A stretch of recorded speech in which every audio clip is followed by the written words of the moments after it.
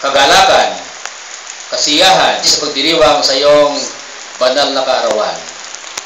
Mari ba, Panginoon, sa gabi ito kami nagsusumamo sa inyo, patigilin po niyo pang samadala ang ulan ito upang pagdiwang ang iyong mga anak sa Phase 9. Ang Commonwealth Association ng Phase 9 ay dumudulog sa trono ng biyaya ngayong gabi. Hiniling namin ay pagkalubos sa amin ng gabi ito upang ang aming pagdiriwang maging kaaya-aya, maging kapakipakinabang sa bawat isa at lalong higit sa aming panauhing pandangal na darating ngayong gabi. Hiniling namin pagpalain mo ang bawat tahanan na ibukas nila ang kanilang mga puso, diwa't kamalayan, upang ang pagdiriwang sa 2015 taon ni Kristo na aming Panginoon na isinilang sa Bethlehem sa pasabsaban, isang payak na pagdiriwang, kapahayagan na ikaw ay dumating sa amin, ang iyong pagdatal ay binithin ang bawat isa sa amin. Ang buong daigdig ay nag-asam 3,000 taon bago isinilang si Kristo ay hinulaan upang ihanda ang bawat puso at kalooban.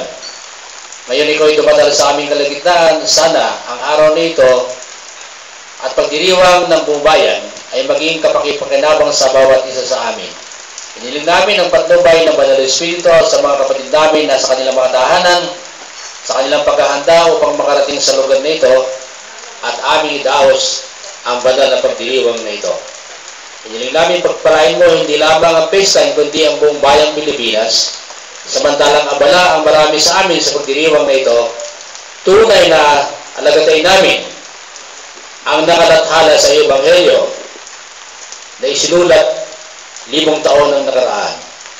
Sapagkat ganyan na lamang ang pag-ibig ng Diyos sa sanglibutan, ipinagkaloob ang kanyang buktong anak sa Jesucristo, upang sino man manalig at manampalataya sa Kanya ay hindi mapapahamak, kundi magkaroon ng buhay na walang hanggan.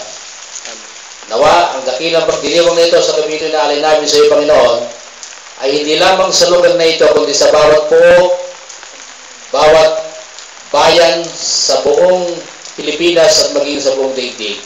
Ang tunay na diwa ng pagdiriwang ay mayroong Kristo na tunay na sinilang sa puso, sa diwa, sa kamalayan ng bawat isa sa amin upang aming mga tahanan, aming pamayanan ay maghari ang diwa ng kapayapaan, paglingap sa kapuspalat, pagmamahal sa kapwa at lalong higit pagsampalataya sa iyo na ikaw ang Diyos na dumatal sa amin. Ito po aming dalangin sa pangalan ng Ama, ng Anak at ng Banal na Espiritu.